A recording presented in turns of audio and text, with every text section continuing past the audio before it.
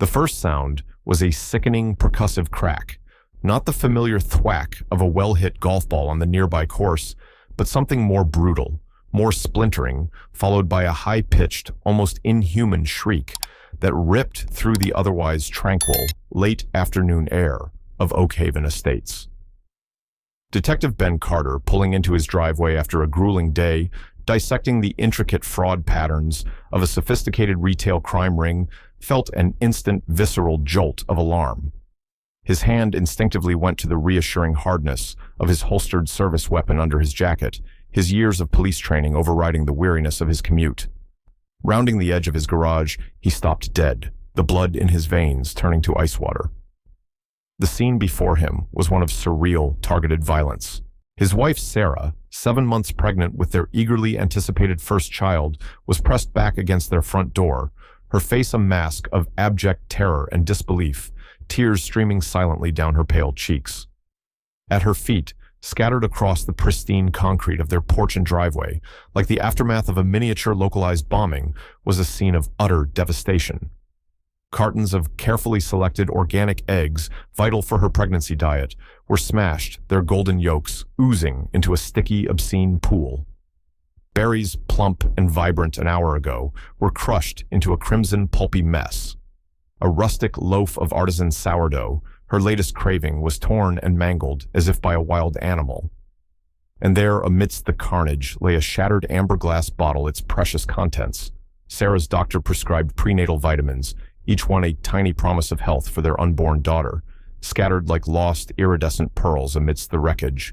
Dominating this scene of calculated destruction was Karen Holloway, the self-appointed matriarch and iron-fisted president of the Oak Haven Homeowners Association. Her usually immaculate silver coiffure was slightly askew, her face contorted into a mask of terrifying, almost ecstatic rage.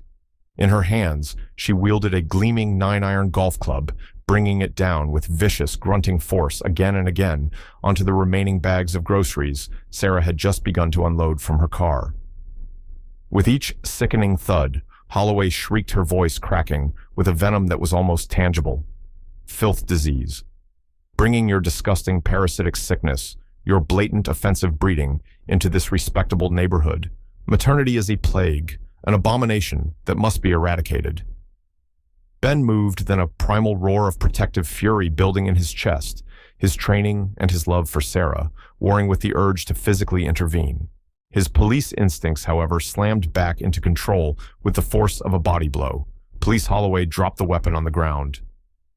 Now his voice, a resonant bark of command, honed in countless high-stress, life-or-death situations, cut through her venomous tirade like a surgeon's scalpel.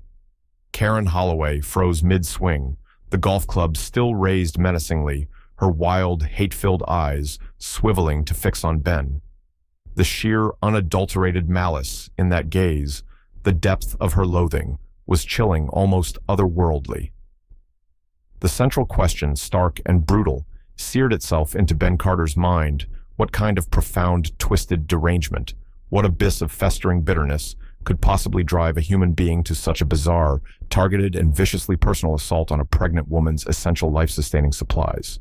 Ben Carter's professional life was an ongoing immersion in the often sordid world of retail crime. As a lead investigator in the city's specialized Police Retail Crime Unit, he navigated the complex undercurrents of organized shoplifting syndicates, sophisticated credit card fraud operations, armed robberies of commercial establishments, and with depressing regularity, seemingly mindless acts of vandalism and property destruction. He was a good cop, respected for his meticulous attention to detail, his sharp analytical mind, his ability to dissect complex criminal enterprises, and his unwavering commitment to bringing offenders to justice.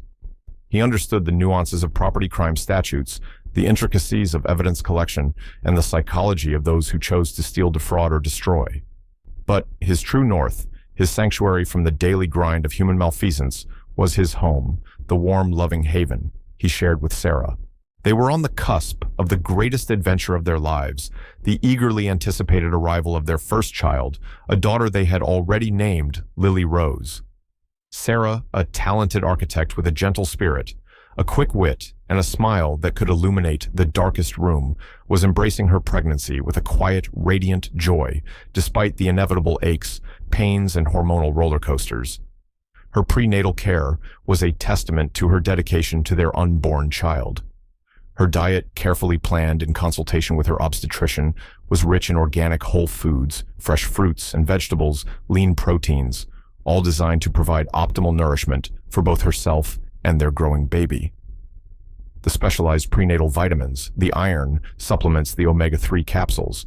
These were not frivolous indulgences, but essential doctor-prescribed components of her regimen for a healthy pregnancy and a healthy baby. Their home in the Oakhaven Estates subdivision, a sprawling affluent community renowned for its meticulously manicured landscapes, its top-rated schools, and its air of quiet, orderly prosperity, had seemed like the perfect, secure environment in which to welcome and raise their daughter. They had, however, grievously underestimated the insidious, corrosive influence of Karen Holloway and the specific, almost pathological nature of her prejudices. Mrs. Holloway, a woman whose indeterminate age was belied by an aura of timeless, bitter dissatisfaction, was the undisputed, unelected empress of the Oakhaven Homeowners Association. She presided over board meetings with the imperious authority of a monarch, interpreted the community's voluminous covenants and bylaws with the dogmatic zeal of a high priestess, and patrolled the pristine streets in her electric golf cart like a vigilant, ever-disapproving sentinel. Her perfectly coiffed, immobile silver helmet of hair and her wardrobe of impeccably tailored but aggressively severe pantsuits seemed to be an outward manifestation of her rigid, unyielding, and profoundly judgmental personality. From the moment Ben and Sarah had moved into their charming colonial on Willow Lane, and particularly since Sarah's pregnancy had become visibly apparent, Karen Holloway had made her disapproval known initially through a campaign of subtle, passive-aggressive microaggressions, and then with an escalating, increasingly overt hostility. It had begun with unsolicited comments about the inevitable noise and disruption a newborn would undoubtedly bring to their peaceful, mature, and adult-oriented section of the community. She had once cornered Sarah at a neighborhood block party, her eyes flicking with ill-concealed disdain over Sarah's gently rounding belly, and remarked, her voice dripping with false saccharine concern. Pregnancy does alter a woman's physique so dramatically, doesn't it? Dear one must be exceptionally careful not to let oneself go entirely. First impressions, you know, and property values. She had also made several pointed, intrusive inquiries about their plans for childproofing their property, implying that any visible evidence of a child's existence, a stroller left momentarily on the porch, a brightly colored swing set in the backyard, even the muted pastels they were considering for the nursery, would be an unacceptable affront to Oakhaven's meticulously curated and strictly enforced aesthetic standards. Ben, accustomed to dealing with far more overtly dangerous and less articulate individuals in his professional life, had initially counseled Sarah to ignore Holloway's pronouncements, to dismiss her as a harmless, if exceptionally unpleasant and officious busybody. He had not yet fully comprehended the depth of Karen Holloway's specific, almost phobic aversion to pregnancy and all its manifestations, nor the dangerous lengths to which her warped ideology would eventually drive her. The inciting incident, the first unambiguous signal that Karen Holloway's generalized disapproval was coalescing into a focused, hostile campaign, specifically targeting Sarah and her pregnancy, had occurred approximately a month prior to the shocking grocery assault. Sarah, then in her second trimester and experiencing the familiar fatigue of early pregnancy, had been enjoying a rare moment of quiet repose on a community bench overlooking the small, picturesque man-made pond that served as the rather twee centerpiece of Oakhaven's primary common area. Karen Holloway, on one of her ubiquitous patrols in her silent electric golf cart, had glided to a halt directly in front of Sarah, her expression one of stern disapproval. Mr. Carter.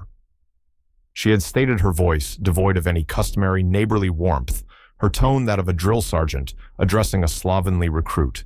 I feel compelled to point out that prolonged sedentary occupation of designated community seating amenities is actively discouraged by HOA policy.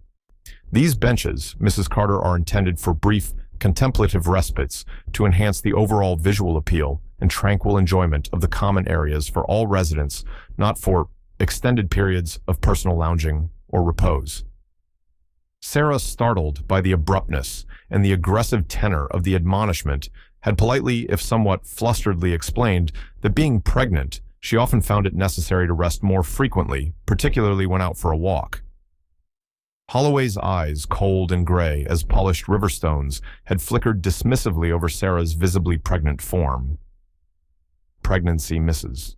Carter Holloway had retorted, her voice laced with an unmistakable edge of contempt, "is a personal lifestyle choice, not a recognized disability warranting perpetual public accommodation or special dispensation from established community standards of decorum and conduct. Perhaps if you find the ordinary rigors of navigating our shared public spaces too taxing in your current condition, you would be well advised to remain within the confines of your own private property until such time as your situation resolves itself." The sheer breathtaking insensitivity, the undisguised bitterness, and thinly veiled disgust in her tone had deeply shocked and unsettled Sarah. She had returned home visibly upset, recounting the unpleasant encounter to Ben. He had been incandescent with rage, wanting to march directly over to Holloway's residence and deliver a blistering lecture on basic human decency, the Americans with Disabilities Act, which, while not directly applicable to Sarah's current state, underscored principles of accommodation and the legal definition of harassment. But Sarah, ever the peacemaker and acutely anxious to avoid any undue stress or confrontation during her precious pregnancy, had successfully persuaded him to let it go, to simply redouble their efforts to avoid the woman as much as humanly possible. That strategy, however, was proving increasingly difficult, as Karen Holloway seemed to be deliberately seeking out opportunities to inflict her unwelcome presence and her judgmental pronouncements upon them. The campaign of harassment had escalated, becoming more frequent, more pointed, more personal, and undeniably more malicious.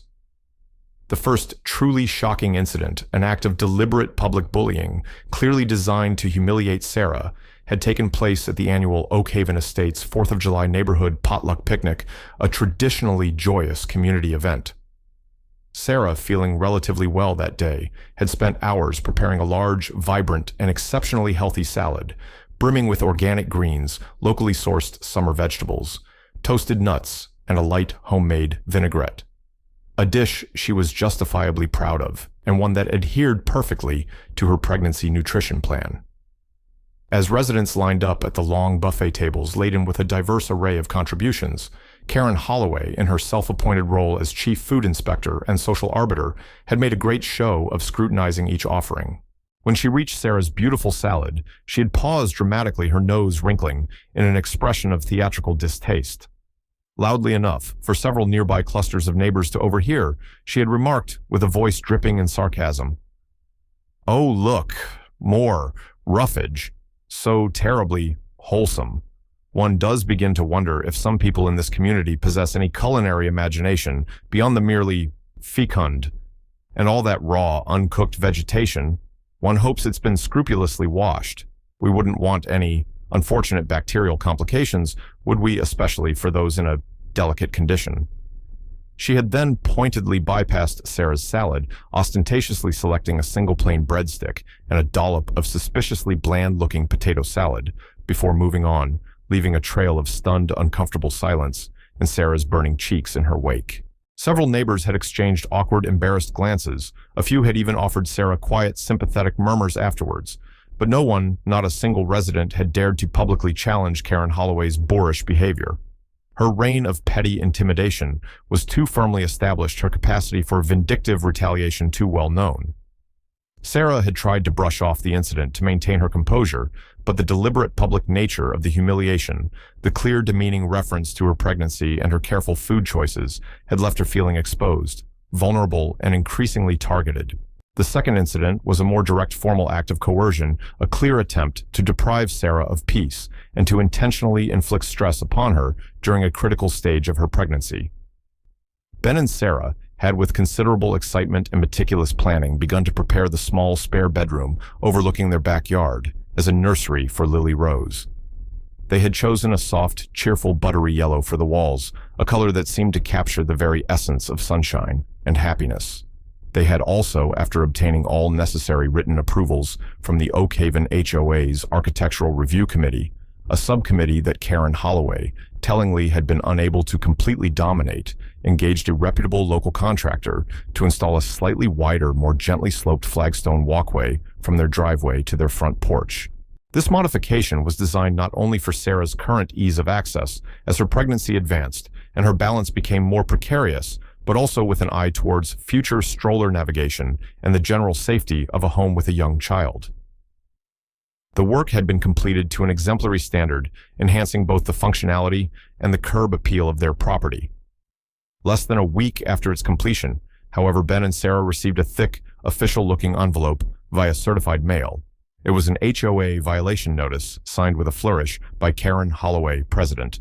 The notice, couched in impenetrable pseudo-legal jargon, alleged that their newly installed walkway failed to conform to the mandated quarried stone sourcing protocols as implicitly specified in Appendix G, Section 4, Paragraph 2 of the Oak Haven Covenant's Conditions and Restrictions, and that the chosen flagstone color, a warm, natural buff, was inconsistent with the pre-approved and strictly enforced Oak Haven earth tone palette.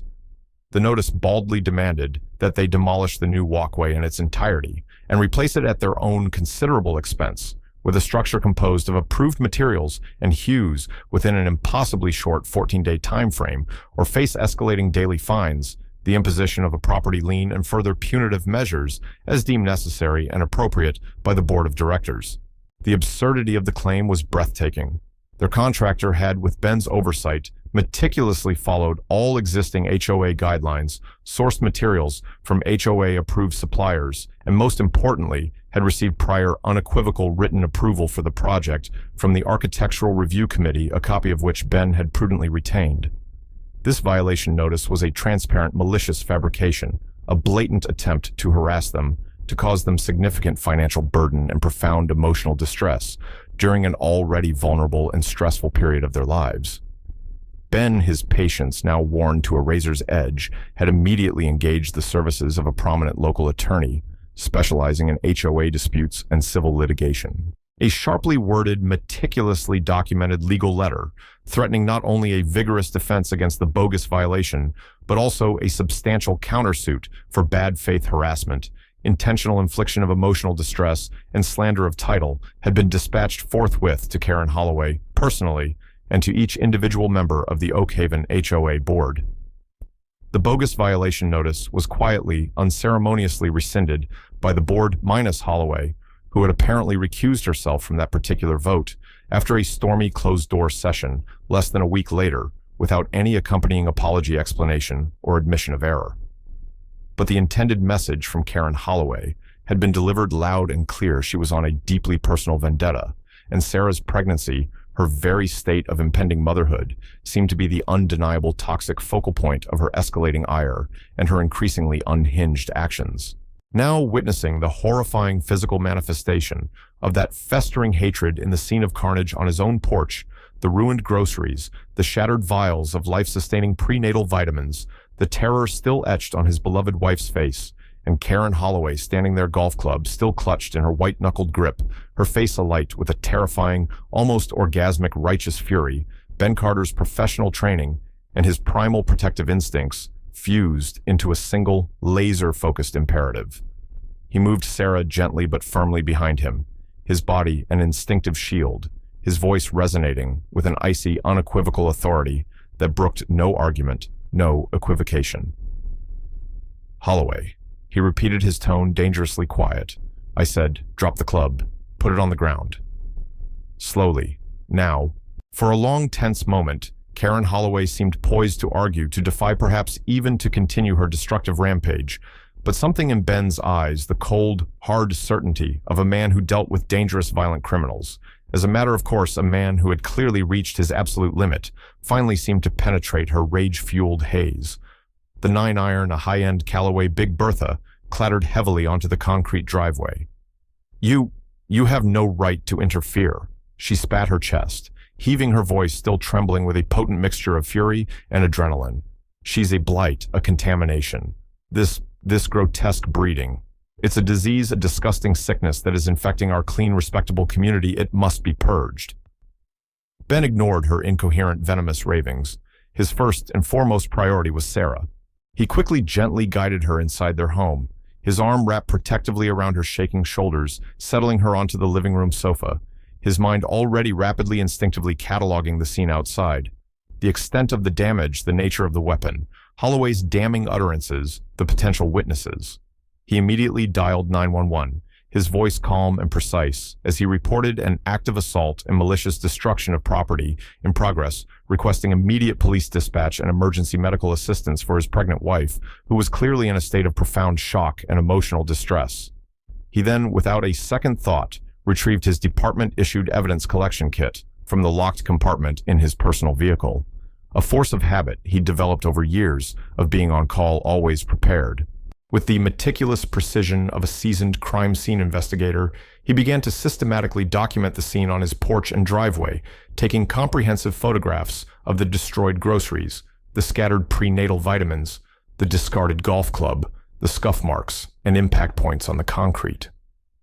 Each click of his camera shutter felt like another nail being hammered into Karen Holloway's legal coffin. He noted the brand and model of the golf club, its pristine condition, save for the food debris now clinging to its head, a clear indication it was not some random object grabbed in a fit of passion, but a deliberately chosen instrument. He carefully, expertly bagged the golf club itself, acutely mindful of preserving any potential fingerprint evidence, skin cells, or trace fibers. His years of experience in the retail crime unit, investigating scenes of often senseless vandalism and targeted property destruction, were now being deployed with a grim, personal urgency. This was, in essence, a specialized form of retail crime, the targeted, malicious destruction of valuable, indeed, vital health supportive property, an act committed with chillingly clear intent and accompanied by unambiguous hate-filled discriminatory language. While they anxiously awaited the arrival of the uniformed patrol officers and the paramedics, Sarah, though still visibly trembling and tearful, managed to recount the horrifying, surreal moments leading up to Ben's dramatic arrival. She had just finished unloading the last of the grocery bags from her car onto the porch, looking forward to a quiet afternoon of meal prepping and resting, when Karen Holloway had appeared, seemingly materializing out of nowhere, at the edge of their driveway. Holloway's face, Sarah recalled, had been unusually pale, almost pasty, her eyes glittering with a strange, unnatural intensity. She had begun screaming, almost incoherently. At first, a torrent of disjointed accusations and invective, then her vitriol had focused with terrifying clarity on Sarah's pregnancy. Accusations about Sarah flaunting her vulgar fecundity, about deliberately attempting to lower property values by turning Oakhaven into a noisy, messy, child-infested slum, about the inherently disgusting parasitic and disease-like nature of human gestation. Then Holloway, her voice rising to a fever pitch, had suddenly turned dashed into her own open garage, which was adjacent to their property, and emerged a moment later, brandishing the gleaming 9-iron. She had advanced on the neatly arranged bags of groceries with a wild, guttural cry, bringing the heavy club down again and again with savage, focused force, yelling her vile mantra: "Maternity is a disease, a sickness. It must be purged from our clean community." Sarah, paralyzed by a mixture of shock, disbelief, and a sudden, immobilizing fear for her own safety, and that of her unborn child, had been too terrified to move, too stunned to even scream, frozen in place, as Karen Holloway systematically, ritualistically destroyed the carefully chosen foods and vital supplements meant to nourish her and their precious developing baby. The paramedics, when they arrived, were a calming professional presence. They were gentle and reassuring with Sarah, carefully checking her blood pressure, her pulse, her general condition, ensuring she hadn't been physically struck by Holloway or any flying debris during the rampage, though the profound emotional trauma she had endured was clearly apparent to their experienced eyes. The uniformed patrol officers, a young but commendably composed male and female duo, listened with expressions of growing incredulity and then grim determination, as Ben, with his characteristic calm, factual precision, and Sarah, with more hesitant, tearful interjections, recounted the unprovoked assault and the preceding campaign of harassment.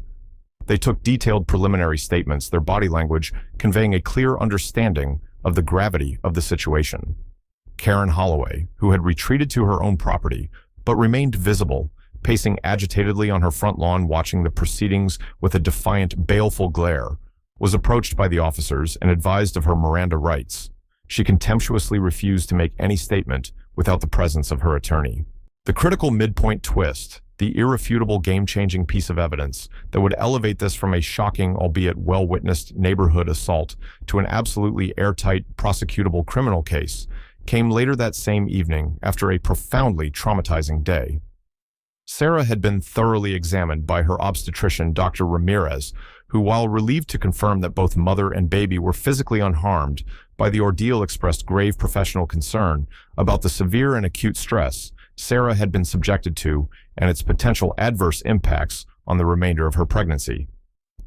Ben, meanwhile, was meticulously reviewing the witness statements that had been collected by the responding patrol officers and subsequently forwarded to Detective Miller, the experienced lead investigator assigned to the now escalating case. Several of their Oak Haven neighbors, genuinely horrified and ashamed by Karen Holloway's violent, unhinged outburst and her hate-filled, discriminatory rhetoric, had courageously come forward to provide their accounts.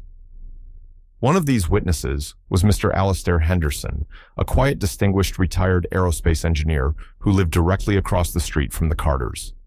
Mr. Henderson, a man of precise habits and keen observational skills, had been on his front porch enjoying the late afternoon sun with his customary cup of tea and the daily newspaper, and had thus witnessed the entire appalling attack from its inception. And crucially, with a presence of mind that Ben found deeply admirable, Mr. Henderson, recognizing the escalating, unhinged nature of Holloway's verbal tirade, and then her sudden, menacing dash to her garage, had instinctively retrieved his smartphone from his pocket and had begun recording. The video footage, which Mr. Henderson promptly and willingly provided to Detective Miller, was, to put it mildly, utterly, and devastatingly damning. It captured with chilling clarity and high-definition resolution Karen Holloway's initial verbal onslaught, her furious rush to her garage, her deliberate emergence with the golf club held like a weapon, and then the brutal, systematic, almost ritualistic destruction of Sarah's groceries, all accompanied by her clearly audible, hate-filled, venomous shouting. Maternity is a disease, a disgusting plague on this community. You breeders and your parasitic offspring are ruining everything. I will purge this filth. I will cleanse this neighborhood. The audio track was a horrifying, undeniable record of her specific targeted malice and the deeply disturbing, almost fascistic ideology that was clearly driving her violent actions. Ben Carter watched the footage with Detective Miller in a small, sterile interview room at the precinct. His fists clenched so tightly, his knuckles were white, a cold, controlled professional fury, settling deep in his bones, overlaying the still raw agony of a husband and father-to-be. This wasn't just aggravated vandalism or assault.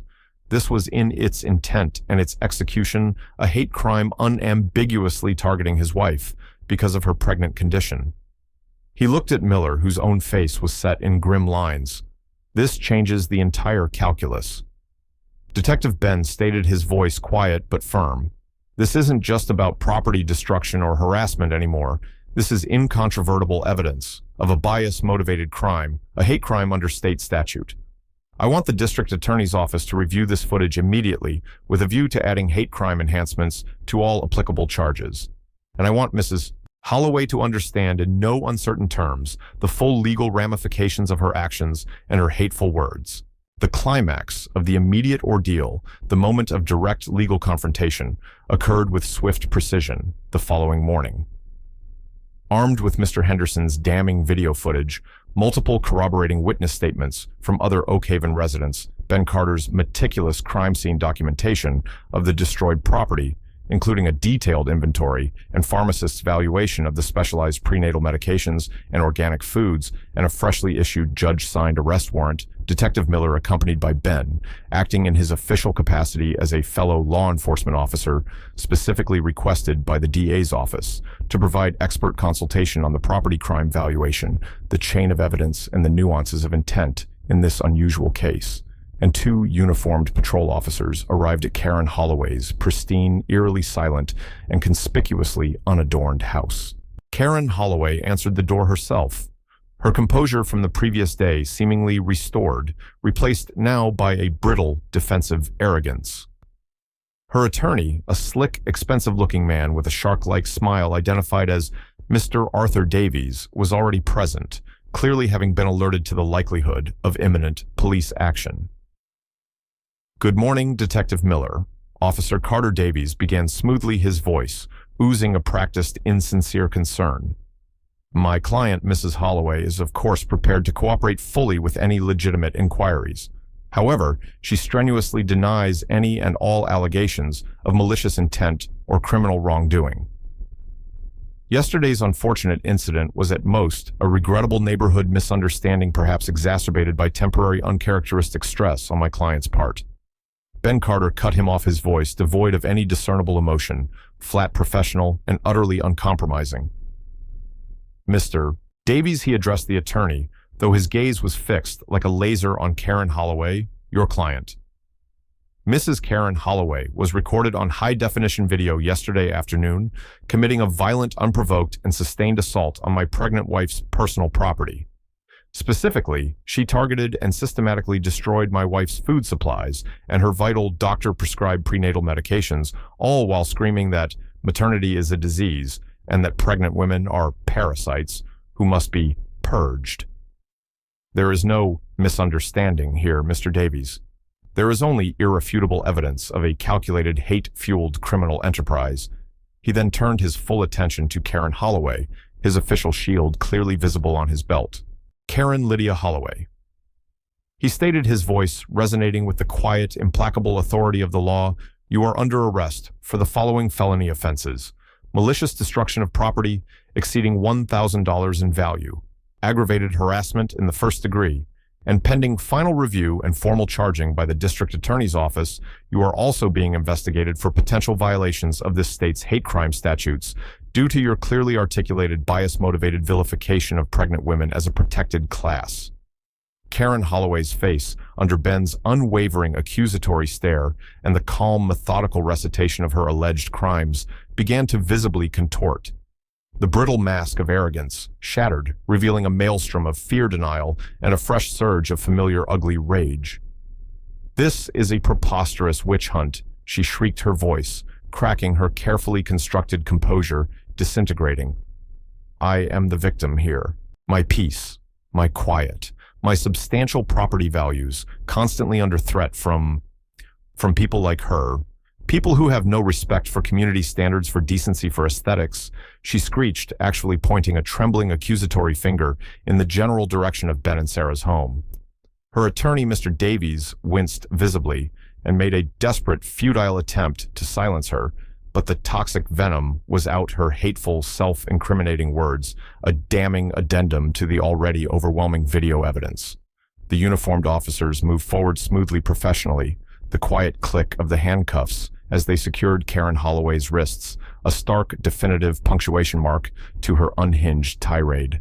Her indignant protests, her renewed shrieks about conspiracies, about the persecution of law-abiding citizens, about her rights being violated, echoed down the otherwise quiet, sun-dappled suburban street, as she was firmly but correctly escorted to a waiting marked patrol car, the flashing blue and red lights a beacon signaling the abrupt and decisive end of her reign of terror in Oakhaven Estates.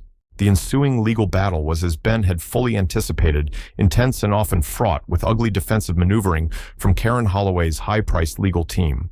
They tried every tactic in the book, and a few that were decidedly off-book, attempting to portray her as a mentally unstable woman, suffering from a momentary stress-induced psychotic break, a claim quickly debunked by court-ordered psychiatric evaluations, which found her competent, lucid, and possessing a distinct narcissistic personality disorder with antisocial tendencies. Claiming she was the long-suffering victim of a coordinated neighborhood conspiracy orchestrated by jealous and resentful residents who chafed under her principled leadership, a narrative that collapsed under the weight of multiple credible and deeply disturbing witness testimonies detailing her long-standing pattern of bullying and abuse of power, and even making a desperate last-ditch attempt to discredit Mr. Henderson's damning video footage as doctored or taken out of context, and assertions summarily dismissed by forensic video analysts. But the evidence meticulously compiled and presented by the prosecution team, with Ben Carter providing crucial expert testimony on the specific valuation of the destroyed property, The irrefutable chain of custody of the evidence and the clear demonstrable intent behind the targeted destruction of items essential for Sarah's and their unborn babies' health and well-being was simply overwhelming. Sarah, with a quiet dignity and a remarkable steely courage that made Ben's heart swell with love and admiration, took the stand and testified about the terror, the violation, and the profound emotional distress Karen Holloway's actions and her hate-filled words had inflicted upon her during a uniquely vulnerable period of her life. Her voice, though trembling at times, remained clear and firm as she recounted the horrifying details of the assault and the preceding campaign of harassment. The jury, after a relatively brief deliberation, returned a unanimous verdict of guilty on all major felony counts, including the rarely invoked but entirely appropriate statute pertaining to the intentional and malicious destruction of medically necessary supplies, and significantly, they also found true the special allegation of a bias-motivated hate crime. The judge, a seasoned jurist known for her stern demeanor and her fierce advocacy for victims' rights, in sentencing Karen Holloway to the maximum allowable prison term under state guidelines, and also mandating extensive long-term psychiatric treatment and anger management counseling upon her eventual release, delivered a powerful and moving condemnation of her abhorrent, premeditated, and hate-fueled campaign of terror against a vulnerable, expectant mother. He spoke with eloquence about the sanctity of pregnancy, the fundamental right of all individuals to live free from fear, harassment, and violence, particularly in their own homes and communities, and he made it unequivocally clear that such targeted acts of hatred, bigotry, and intimidation would be met with the full and unyielding force of the law. He also imposed a permanent lifetime restraining order barring Karen Holloway from any direct or indirect contact with Ben Sarah or any member of their family, and in a move applauded by the Oak Haven residents, permanently prohibited her from ever again serving on any homeowners association board or in any similar position of community authority in the state. Sarah's emotional and psychological recovery was a gradual day-by-day process. The trauma of the assault, the constant anxiety and fear she had endured during the preceding months, and the sheer violation of her personal safety and the sanctity of her home had cast a significant shadow over the final critical weeks of her pregnancy. She struggled with persistent anxiety, intrusive thoughts, and occasional nightmares, but with Ben's unwavering love, patience, and steadfast support, the gentle, compassionate care of her obstetrician and a skilled trauma therapist, and perhaps most surprisingly, the genuine heartfelt outpouring of kindness and solidarity from their Oak Haven Estates neighbors, she slowly, painstakingly began to heal. The community, profoundly shocked, ashamed, and galvanized by the public revelation of Karen Holloway's horrific actions, and her subsequent conviction, rallied around the Carter family in a way that was both deeply moving and profoundly restorative. The Oak Haven HOA board was swiftly and decisively overhauled. Its remaining members, many of whom had been cowed into silence or complicity by Holloway's domineering personality, tendered their resignations en masse. A new board comprised of residents genuinely committed to fostering a community built on principles of respect, inclusivity, transparency, and mutual support was elected. Their first official act was to issue a formal public apology to Ben and Sarah Carter and to all other residents who had suffered under Karen Holloway's tyrannical tenure.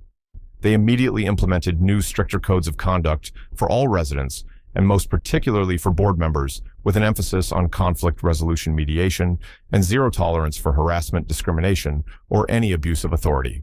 Neighbors organized a spontaneous collection to not only replace all of Sarah's destroyed groceries and medications manifold, but also showered her with thoughtful, practical gifts for the baby and heartfelt notes of support and encouragement.